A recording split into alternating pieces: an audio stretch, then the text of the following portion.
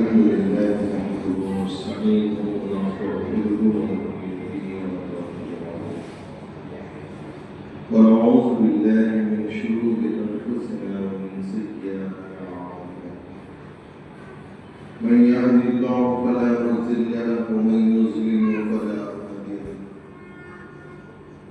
ونشهد ان لا اله الا الله ونشهد ان محمدا عبده ورسوله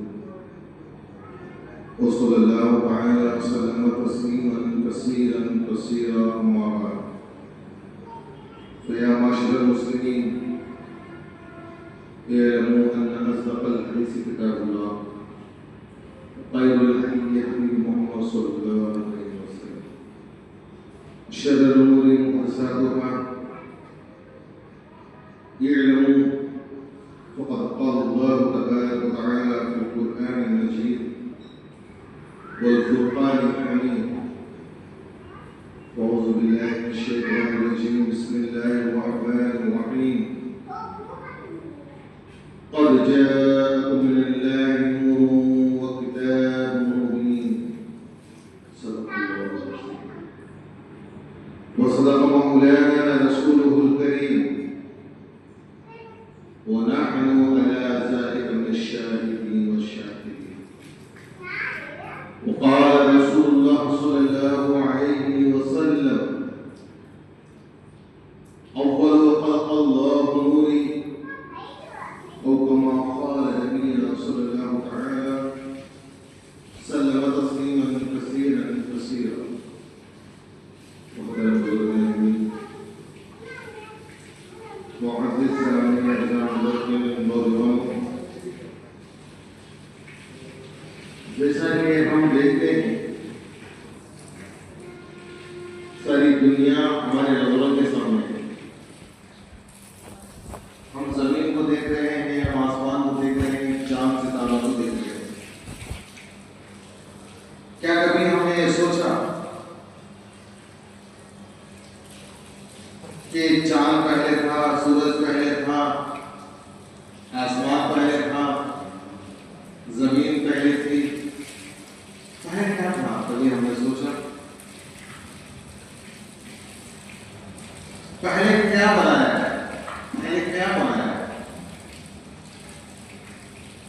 یہ گھر نہیں تھے، یہ مساجد نہیں تھے، یہ بلڈنگاں نہیں تھے، یہ زمین بھی نہیں تھی، یہ آسمان بھی نہیں تھا. تو کیا تھا؟ تو میرے اور آپ کے آقا محمد مصطفیٰ صلی اللہ علیہ وسلم اس کا جواب دیتے ہیں. اول ما خلق اللہ نوری، سب سے پہلے اللہ نے میرے نور کو پیدا کیا. سب سے پہلے اللہ نے میرے نور کو پیدا کیا. پہلے اللہ نے، بعد میں رسول اللہ. پہلے دنیا کا نقشہ کیا تھا؟ اللہ نے، اللہ کے بعد اللہ نے کس کو بنایا؟ رسول اللہ صلی اللہ علیہ وسلم کو بنایا. صحابہ کرام آئے اور آ کر اللہ کے رسول صلی اللہ علیہ وسلم سے پوچھی، یا رسول اللہ صلی اللہ علیہ وسلم، آپ پہلے آدم علیہ السلام ہے. آدم علیہ السلام کو ہم سب کے بعد سب سے پہلے تو اللہ نے کو بنایا. اب آگے صحابہ کرام پوچھ رہے ہیں، اے اللہ کے رسول صلی اللہ علیہ وسلم، آپ پہلے یا نہیں آدم پہلے؟ ڈائریکٹ سوال کیا. کس سے سوال کیا؟ رسول اللہ صلی اللہ علیہ وسلم سے صحابہ نے سوال کیا. تو اللہ کے رسول صلی اللہ علیہ وسلم نے کیا جواب دیا؟ اللہ کے رسول صلی اللہ علیہ وسلم نے فرمایا، انا نبی عالم بین الماء والطین. اللہ کے رسول صلی اللہ علیہ وسلم نے یہ فرمایا کہ اے صحابہ، میں اس وقت سے نبی ہوں جب آدم پانی اور مٹی میں تھے.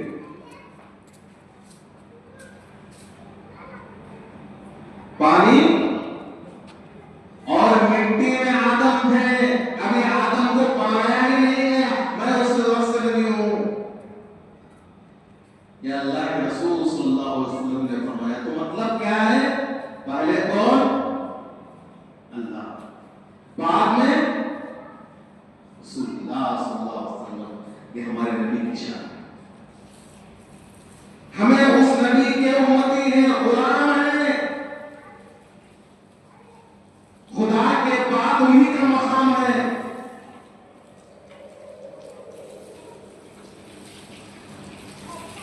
ہم نبی کو کیا کہنا چاہتے ہیں؟ کیا بولنا چاہیے؟ کیا مقام دینا چاہیے؟ حضرت فاضل بریلوی نے بڑا پیارا جملہ استعمال کیا.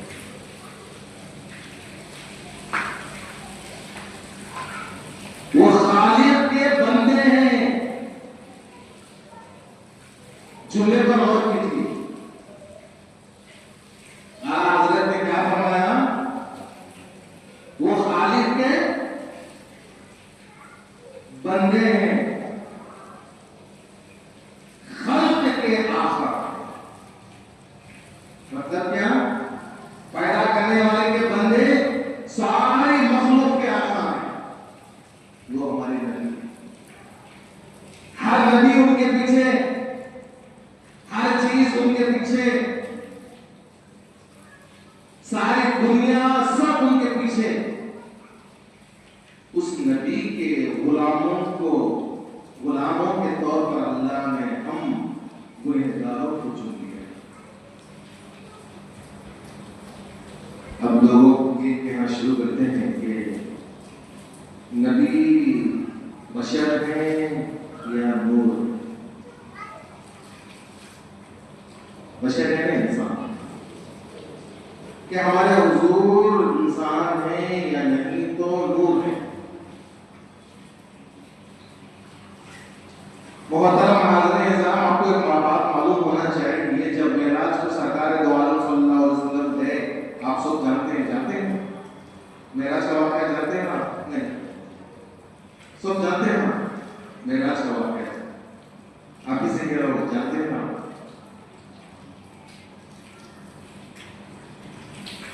معراج میں کیا ہوا؟ اللہ کے رسول صلی اللہ علیہ وسلم اللہ کے قریب تھے.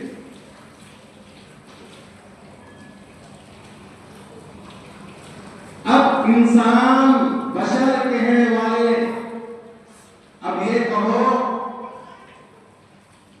کیا کوئی بشر اللہ کو دیکھا؟ کیا کوئی انسان اللہ کو دیکھا؟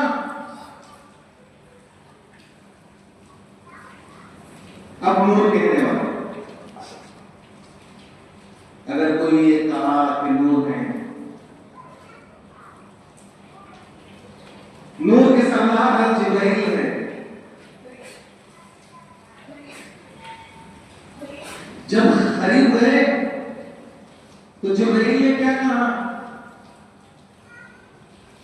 جبرائیل نے کہا یہاں سے میں نہیں جاؤں گا، آپ جائیے. نور کے سردار نے کہہ رہے ہیں کہ میں نہیں جاؤں گا. اگر نور ہوتے تو جبرائیل بھی جا کر دیکھ لیتے. نور کو دیکھنے کے لیے نور کا سردار نے کہا میں نہیں، وہ بھی نہیں جا سکتا. اللہ نے ہمارے نبی کو وہ نور بھی ہے، وہ انسان بھی ہے، وہ بشر بھی ہے. ایسے بشر ہے، قلم بشر ہے.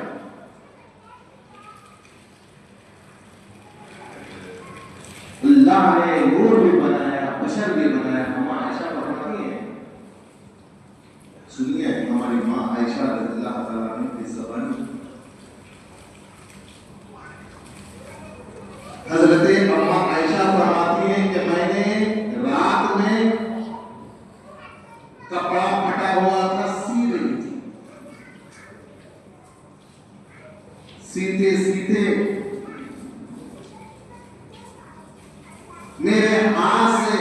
سوئی چھوٹ گئی.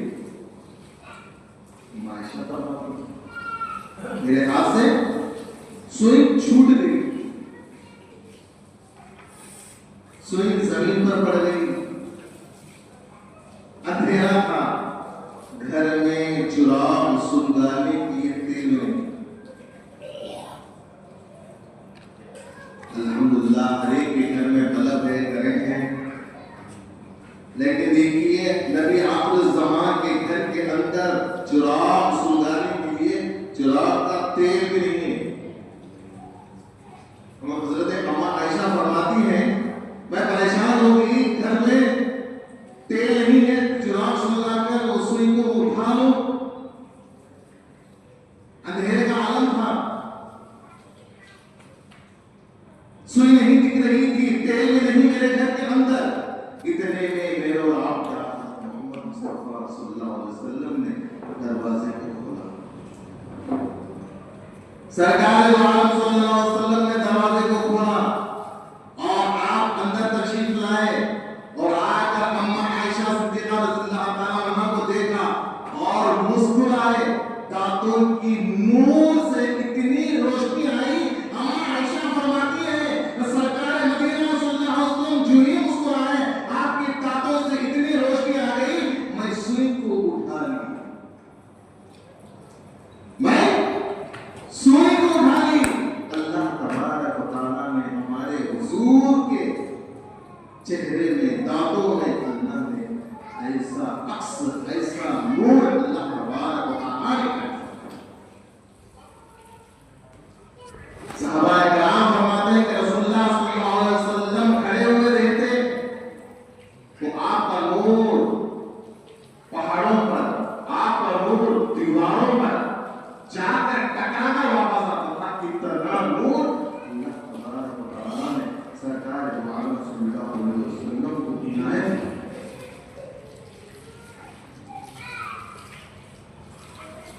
کہ اللہ تبارک و تعالیٰ نے ہمارے نبی کو اتنا منور, اتنا نور بنا. ہر جو بھی آپ کے چہرے انور کو دیکھ لیتا تھا,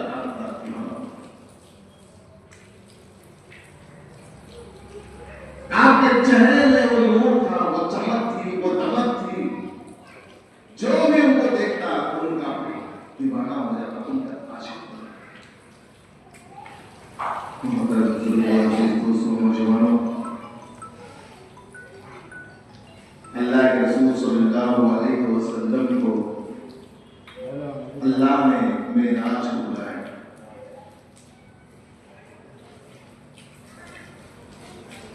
آپ گئے, اللہ کو آج تک نہ کسی نبی نے دیکھا, نہ کسی انسان نے دیکھا, کسی نے بھی آج تک اللہ کو نہیں دیکھا. بہت بڑے بزرگ دادا صاحب فرماتے ہیں اگر ہم جیسے گنہگاروں کا خیال اللہ کے رسول صلی اللہ علیہ وسلم کو نہ ہوتا, اللہ کے پاس جانے کے بعد آپ صلی اللہ علیہ وسلم محبت نہیں کرتے. لیکن ہم جیسے گنہگاروں کا خیال رسول اللہ صلی اللہ علیہ وسلم کو کر پایا تو اللہ کو دیکھنے کے بعد اللہ کے رسول صلی اللہ علیہ وسلم نے ہم جیسے گنہگاروں یاد کر لے کر میرے گنہگار امت کا کیا ہوگا اگر میں یہاں رک جاؤں گا تو پھر اللہ کے رسول صلی اللہ علیہ وسلم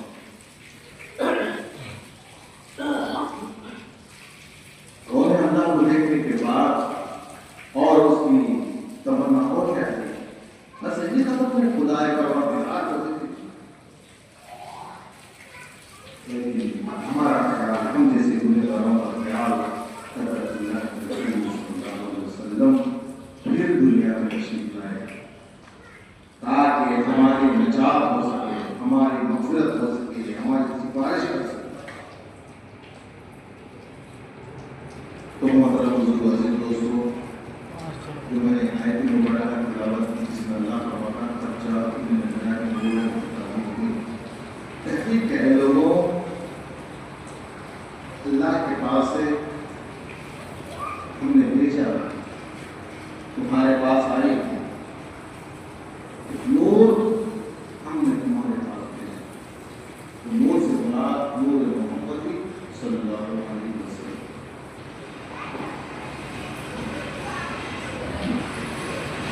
وہ کتاب مبین اور ہم نے قرآن مجید کو تمہارے پاس بھیجا. نور کو بھی بھیجا اور قرآن مجید کو بھی ہم نے تمہارے پاس بھیجا.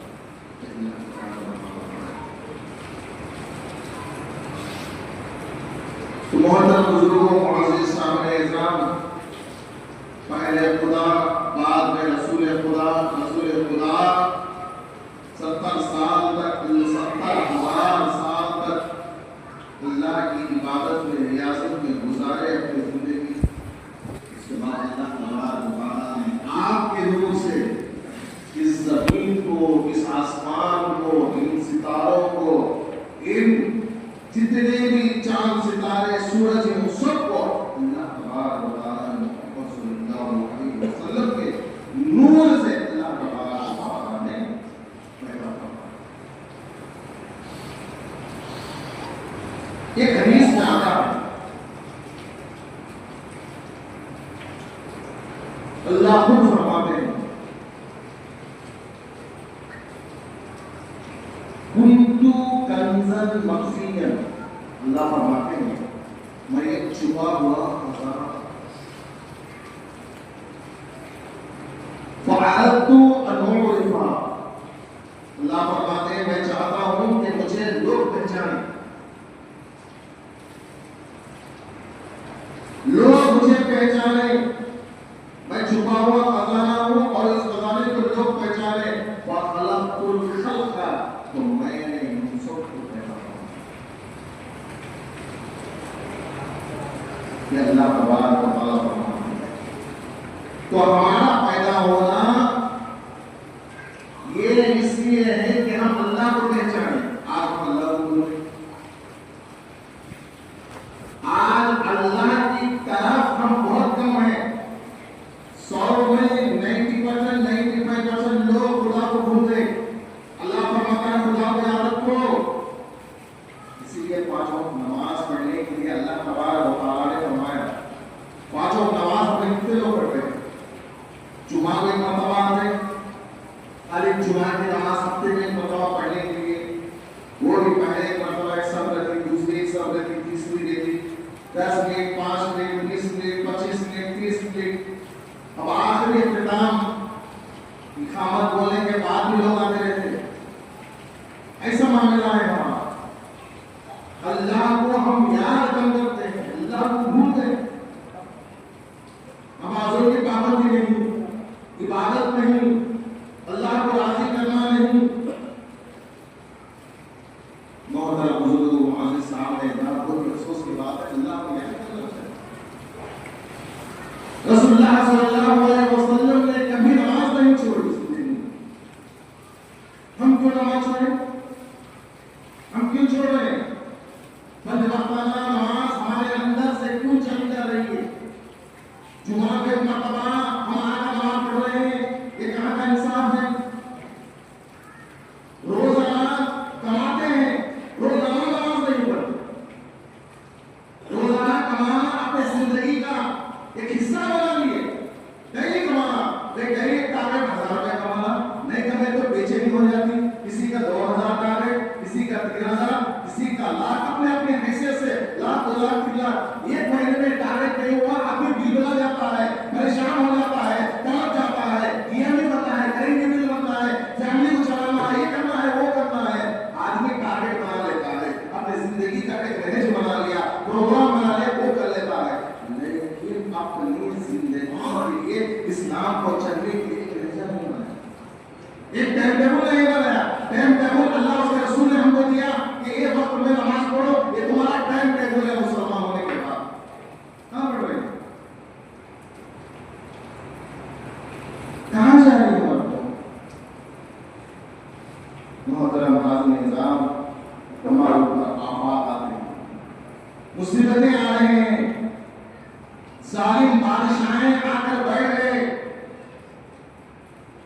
یہاں تک کہ سنایا جا رہا ہے کہ ظالم بادشاہ چور ووٹ کی وجہ سے بھی جیتے. چوری کیا ہے، جس کی وجہ سے یہ ظالم ہمارے اوپر مسلط ہو رہے ہیں، اس کا نتیجہ کیا ہے؟ ہم نے خدا کو دیا، یہ ظالم بادشاہ آ کر ہم پر ظلم و ستم کر رہے ہیں، ہمارے مساجد پر کبھی، ہمارے قرآن پر کبھی، ہمارے دین پر کبھی، ہمارے پراپرٹیز پر کبھی، ہمارے کوٹ تک گرا رہے اور ہماری شہریت پر گرا رہے۔ حالات ٹھیک نہیں، ایسے میں اپنے پاسپورٹ بنا کر رکھنا چاہیے، حفاظت سے رکھنا چاہیے، اور ساتھ ہی ساتھ اپنے برتھ سرٹیفکیٹ بنا کر رکھیے۔ پرانے جو لوگ ہیں ان کے برتھ سرٹیفکیٹ نہیں ہے، بنا کر رکھیے، احتیاط کے طور پر اس میں لاپرواہی نہ کریں۔ 1000 2000 3000 روپے خرچ ہوتے ہیں، بڑے لوگ جو ہیں، بزرگ لوگ ہیں، 50 60 70 سال 80 سال کی رہتی ہے، برتھ سرٹیفکیٹ بن رہی ہے۔ میں نے برتھ سرٹیفکیٹ بنانے والوں سے بھی میں نے جا کر پوچھا کہ وہ کیا ہے، بنا سکتے ہیں نہیں، تو انہوں نے کہا بنا سکتے ہیں، 2-3 روپے خرچ آتا ہے، موبائل کے حساب سے خرچ آتا ہے۔ تو میں آپ اللہ سے کہتا ہوں اس ہندوستان کے حساب سے بھی چلنا، اس لیے کہ کبھی ہمارے دین پر حملہ، ہمارے تم ہندوستانی ہو نہیں ہو، تمہارے پاس برتھ سرٹیفکیٹ رہا تو تم ہندوستانی، تمہارے پاس پاسپورٹ رہا تو ہندوستانی، یہ سب چل رہا۔ ظالم بادشاہیں ہمارے اوپر مسلط ہو رہے ہیں۔ یہ گھر میں 250 ووٹ ڈالا جا رہا ہے، ایک ہمارے میں 5000 ووٹ رہے ہیں، اس کے ذریعے حملہ ہو رہا ہے ہندوستان کے قانون پر، ہندوستان کی جمہوریت پر، یہ سب پیچھے سے داخل ہو رہے۔ تو ایسے عالم میں ہم کو اللہ کی طرف رجوع کرنا چاہیے، نماز کی پابندی کرنا چاہیے۔ لوگ بڑے بنتے ہیں، بادشاہ بنتے ہیں، قوم اور رعایا کا خیال نہیں کرتے، لیکن پہلے کے جو بادشاہ تھے، جو پہلے وقت کے راجا تھے، ان کا عالم ہے۔ حضرت مختار کاکڑ رحمۃ اللہ علیہ بہت بڑے بزرگ ہیں، حضرت مختار کاکڑ رحمۃ اللہ علیہ کا انتقال ہو گیا، بہت بڑے بزرگ، بہت کتابیں حضرت نے، بہت واقعات بھی ہیں حضرت کے، تو ان کا انتقال ہو گیا۔ انتقال ہونے سے پہلے حضرت نے چند وصیت کر دی۔ چونی شہر میں معلوم ہوا کہ فلاں بزرگ انتقال کر گئے، جو ایک آدمی اچھا آدمی قوم کا بھلا کرنے والا رہتا ہے، قوم کا ہمدرد، تو اس کے چاہنے والے بھی زیادہ ہوتے ہیں۔ سروں کا سمندر جمع ہو گیا، جہاں تک بھی دیکھیے وہاں تک لوگ ہی لوگ، پبلک ہی پبلک، ہزاروں لاکھوں لوگ ہیں، سب لوگ ہیں پریشان ہو رہے ہیں کہ حضرت انہیں بڑے بزرگ تھے، حضرت ان کا فیض ہم کو پہنچ رہا تھا، بہت اچھے انسان تھے، حضرت کا انتقال ہو گیا۔ بہت سارے لوگ لاکھوں میں ایسا انتقال ہوتے ہیں، سروں کا سمندر، جس طرح دور سے بغیر پانی جس طرح نظر آتا سمندر میں، اس طرح سروں کا سمندر نظر آتا۔ بزرگ تھے، بڑے تھے، چھوٹے تھے، بڑے تھے، سب تھے وہاں پر۔ اب نماز جنازہ پڑھنے کے لیے آگے بڑھے تو ان کا ایک خادم آگے بڑھا اور آگے بڑھ کر کے کہا، حضرت کی ایک وصیت، حضرت کی ایک وصیت، سب پریشان ہوں گے۔ حضرت نے یہ فرمایا ہے کہ میری جنازے کی نماز نہیں پڑھائے جو زندگی میں کبھی بھی اس کی تکبیر اولا فوت نہیں ہوئی۔ تکبیر اولا ہے امام صاحب فشکر کا اللہ پر دیتے ہیں نا، تو اس کی کبھی بھی چھوٹی نہ ہو، سب سمجھے گئے۔ اور ہے اتنا بڑا کہ تکبیر اولا کے ساتھ پوری زندگی اس کی گزار دیا۔ مجھے ملکوں نہیں. پھر اس نے کہا کہ دوسری شرط یہ ہے کبھی بھی اس نے اپنی آنکھوں سے کسی محرم عورت کو بری نظر سے نہ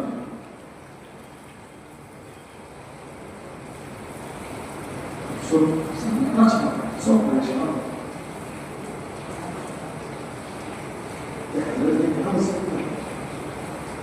ہمارے جنازہ وہی پڑھا جائے. اور تیسری شرط تہجد کی نماز کبھی چھٹی نہ ہو. تہجد کی نماز اس نے کبھی نہ چھوڑی ہو. قضا نہ کی ہو. تہجد کی نماز پڑھنا ہو. اور چوتھی شرط حضرت نے رکھی یہاں تک کہ اثر کی سنت بھی وہ چھوڑا.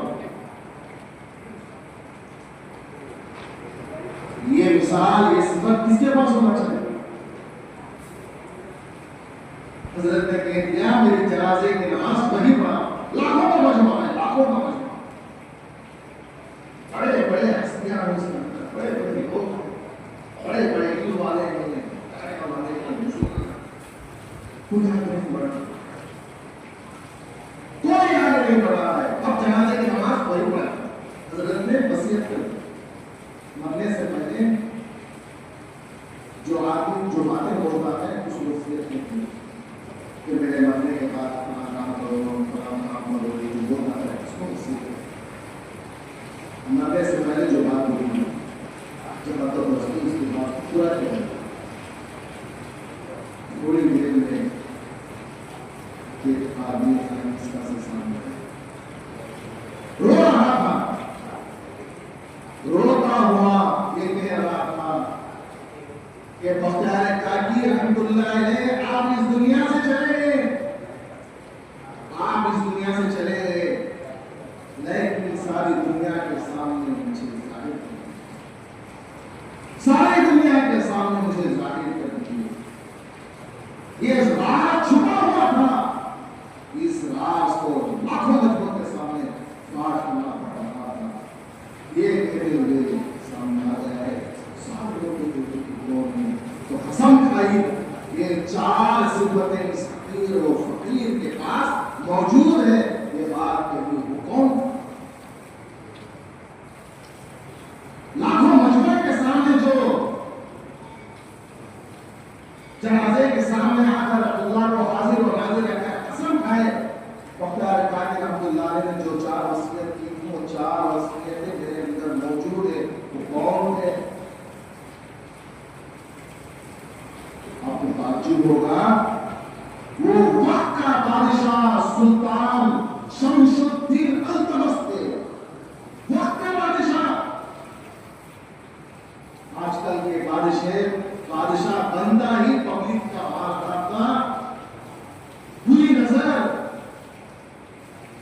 کسی کا دنیا کا خیال نہ آخرت کا خیال. لیکن دیکھیے وقت کا بادشاہ نمازی تھا، تہجد گزار تھا، اپنی آنکھوں کی حفاظت کر رہا تھا، یہاں تک کہ عصر کی نماز کی سنتیں بھی نہیں چھوڑا تھا. ایسے وقت کے بادشاہ تھے.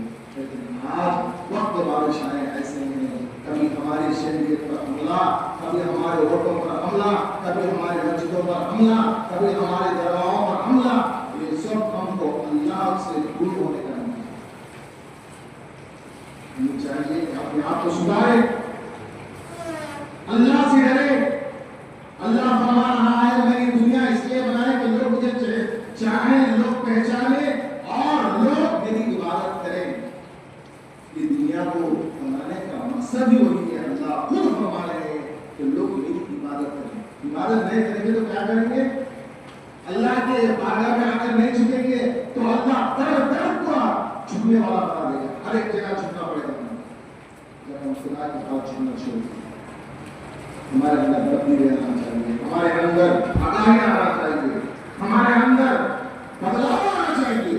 ہم بدل کر اللہ کی طرف آنا چاہیے اور نمازوں کی پابندی کرنا چاہیے اور ہمیں خوشی ہونا چاہیے کہ اللہ تبارک و تعالیٰ نے ہم کو ایسی کے بعد اسی کا مقام ہے تو یہ ہمارے فکر نہیں اس پر خوشی ہونا چاہیے. دعا کی جائے ہمارے مسلمانوں کو اللہ اور اس کے رسول کی خدمت میں فرمائے اور ہم